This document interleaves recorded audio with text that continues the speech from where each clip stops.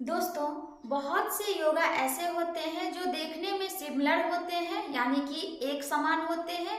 उसके नाम अलग-अलग होते हैं और करने के तरीके भी अलग-अलग होते हैं। मैं आज बात कर रही हूँ पर्वत आसन और अधोमुख श्वान आसन।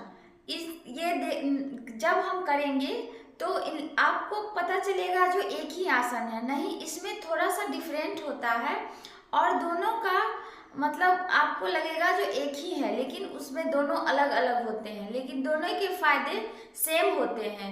वो मतलब पर्वत आसन थोड़ा इजी है और अधोमुख श्वान आसन थोड़ा डिफिकल्ट है। तो चलिए इन दोनों योगा में आज मैं डिफरेंट करके स्टेप बाय स्टेप बताती हूँ और इनके फायदे भी जान लीजिए। इनके बहुत से फायदे हैं। फायदे जानने से पहले नमस्ते, प्रणाम, वेलकम टू माय चैनल। मैं हूँ स्मिता चौधरी। आप लोगों को मेरे चैनल पर हार्दिक स्वागत है। चलिए आज इनके फायदे, पहले पर्वत आसन के फायदे जान लेते हैं। जब पर्वत आसन करते हैं तो इन पर इनका पूरा भार मेरे पूरे बॉडी के साथ साथ कलाइयाँ और केहनियाँ, कंधे और बाजू, पूरे बाजू पर आता है। तो इनसे मेरे बाजू में मतलब बहुत ही ताकत इम्प्रूव होता है। और जब सर नीचे करते हैं तो ब्लड सर्कुलेशन मेरे माइंड पे होता है, प्रेशर रहता है, तो इनसे फेस पर ग्लो आता है। पूरे ओवरऑल पूरे शरीर का डिटॉक्स हो जाता है ब्लड का। जब हम खड़े रहते हैं, सीधे खड़े रहते हैं, तो मेरा ब्लड सर्कुलेशन सिर्फ नीचे की तरफ जाता है, लेकिन जब वो मैं पर्वत आसन करती हूँ या अधोमुख श्वान आसन करती हूँ तो ब्लड सर्कुलेशन जो रहता है, जब मेरा सिर नीचे जाता है तो उसका रफ्तार जो होता है उल्टा हो जाता है। उनसे क्या होता है, मेरे फेस पे उस पर दबाव पड़ता है, जिनसे कि मेरा फेस बहुत ही ग्लो कर, नेचुरल ब्यूटी जिसे कहते हैं वो लगने लगता है। और आँखों पर, कान पर, ओवरऑल पूरे मस्तिष्क पे बहुत ही काम करता है ये आसन। तो चलिए ज़्यादा वीडियो को लंबा नहीं करते हैं और आप लोगों को मैं ये अभी करके दिखाती हूँ। दोनों को स्टेप बाय स्टेप आप लोग समझिए, जो पर्वत आसन कैसे किया जाता है, अधोमुक्त आसन कैसे करते हैं। तो चलिए मेरे साथ साथ आप लोग भी करिए। हाँ, तो चलिए बताती हूँ मैं पहले पर्वत आसन कैसे किया जाता है। मतलब पहले वज्र आसन की अवस्था में बैठ जाएंगे इस तरह से, ऐसे नॉर्मल जैसे वज्र आसन की अवस्था में बैठते हैं। उसके बाद अपने पाम्स को, हाथों को ऐसे रखेंगे।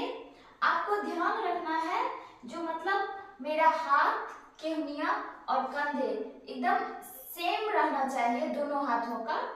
पहले ऐसे रखेंगे, उसके बाद अपने दोनों पांव के अंगूठे को एक जगह सटा के रखना है और दोनों मतलब घुटने को भी एक जगह सटा के रखना है और घुटने के बल से ऐसे खड़े हो जाना है और अपने टो के बल ऐसे उठना है और इस तरह से जमीन पर अपने टो को रखते हुए और अपने हील को प्रेशर देते हुए हाथ मेरा ऐसे ही रहेगा और अपने सर को नीचे रखेंगे।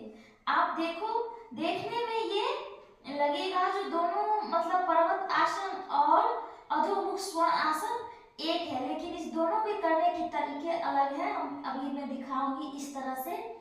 अब ये देखिए, दोनों में बहुत इस तरह से जब पोस्चर बन जाएगा तो ये मेरा देखिए पर्वत के समान लगेगा आपका। अभी पोस्चर मेरा बॉडी का इस तरह से, इस नॉर्मल ब्रीदिंग करते रहेंगे, लंबा लंबा सांस लेते रहेंगे और छोड़ते रहेंगे। कम से कम 30 सेकेंड तक होल्ड करेंगे इस तरह से।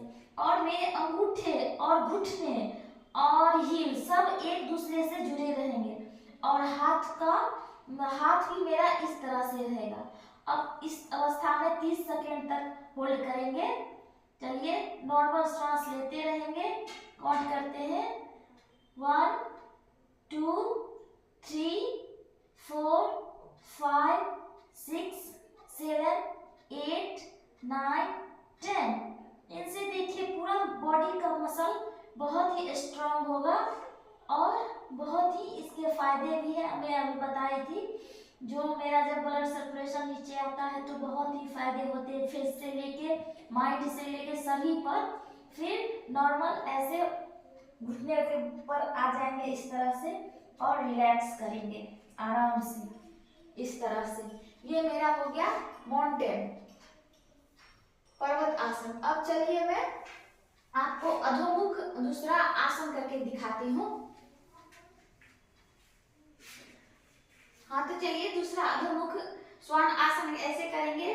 फिर से इसमें क्या होता है, जो अपने दोनों मतलब घुटने में थोड़ा सा डिस्टेंस रखेंगे, जितना कि कंधे के अराउंड, जितना कंधा मेरा खुला है उतना भी घुटना को खोलेंगे इस तरह से, और पाँव को भी इस तरह से, और हाथों को भी इस तरह से ले जाएंगे, इस बल से, इस तरह से डॉग जैसे रहता है इस तरह से। फिर इसके बल से फिर ऐसे उठेंगे और अपने हाथों को ऐसे ही रहने देंगे, अपने नाभि की तरफ अपने सर को झुकाने का कोशिश करेंगे इस तरह से। जितना आप लोग जा सकते हैं उतना जाइए इस तरह से।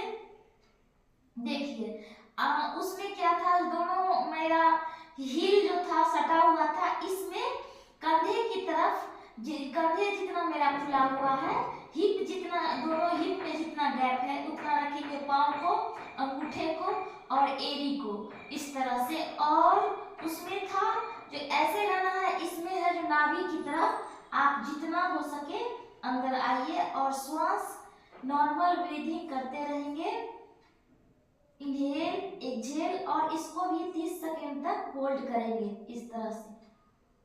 1 2 3 4 5 6 7 8 9 10 इस तरह से।